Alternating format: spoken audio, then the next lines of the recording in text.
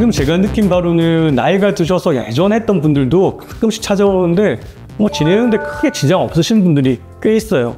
보통은 우리 생리식염수 보형물보다는 코에시브 겔, 실리콘 겔 보형물이 수명이 좀 더 길다고 하긴 해요. 그래서 한 10년, 20년 정도는 크게 문제가 없다고 하는데, 그래도 피부가 점점 나이가 들수록 얇아지고 보형물 넣게 되면 주변에 피막이 생기거든요. 그래서 피막 구축 정도, 그리고 생애 주기 동안에 유방암이나 이런 다른 질환에 대한 유무, 이런 것들 잘 모니터링하고 그 다음에 진료를 한다면 2번, 3번 해야 될 필요는 없을 것 같습니다. 하지만 보형물이 터지거나 아니면 피막 구축이 너무 단단해가지고 가슴이 좀 딱딱해지거나 나이가 들면서 처지거나 이런 경우에는 가병원 아니면 좀 제대로 된 시술로 인해 가지고 다시 좋아지게 할 수 있습니다.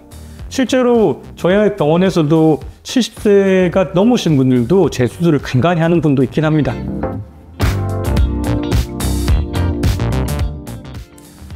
실제로 모든 수술에서 재수술은 첫 번째 수술보다는 좀 고려할 게 더 많습니다. 우리가 기존에 수술한 부분이 흉터화되어 있기 때문에 박리도 일단 1차적으로 쉽지가 않을 거예요. 그래서 일반적인 첫 번째 수술을 하는 경우에는 환자분과 가슴의 크기라든지 아니면 절개 부분, 유륜절개로 할 건지 겨드랑이 절개로 할지, 흔히 하는 가슴이 절개로 할 건지 그런 것을 파악해가지고 수술하면 되는데, 두 번째 하는 경우에는 이 보형물 자체가 터져 있는지 아니면 피막 구축이 심한지 아니면 층이 어디로 들어갔는지, 그리고 이번에는 크기를 바꿀 건지, 그 다음에 이 가슴 높이 자체가 대칭적인 건지 이런 것들을 다 좀 파악을 해야 되기 때문에 첫 번째 수술보다는 좀 고려해야 될 게 많은 게 사실입니다.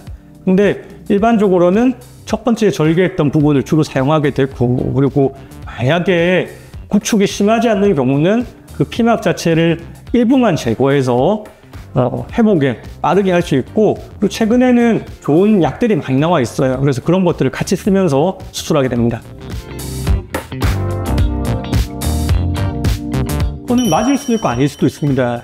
근데 대부분의 재수술을 하는 경우는 그냥 잘 지내다가 수술을 하겠다 이런 경우가 작거든요. 대부분 처음에 할 때는 가슴을 좀 작게 해달라, 자연스럽게 해달라 이렇게 하시는데 나중에는 좀 크게 하고 싶은가 봐요. 그래서 다들 좀 크기를 좀 바꾸고 싶은 게 첫 번째고, 두 번째는 가끔씩 생활 습관이나 아니면 외력에 의해 가지고 좀 보형물이 터지는 경향이 있어요. 그런 경우에는 보형물을 좀 바꿔야겠죠, 그죠? 그리고 감염이나 이런 것들은 사실 그렇게 많지는 않지만 감염으로 인해서 피막이 두꺼워지거나 가슴이 딱딱해지는 경우에는 일단 보형물을 좀 바꿔야 될 가능성이 높습니다. 안 해도 되는 어떤 케이스 같은 경우에는 구축이 심하지 않아서 그 부분만 좀 열어서 보형물 자체의 공간을 좀 만들어주는 경우, 그런 경우에는 간단히 재수술을 할 수가 있겠습니다.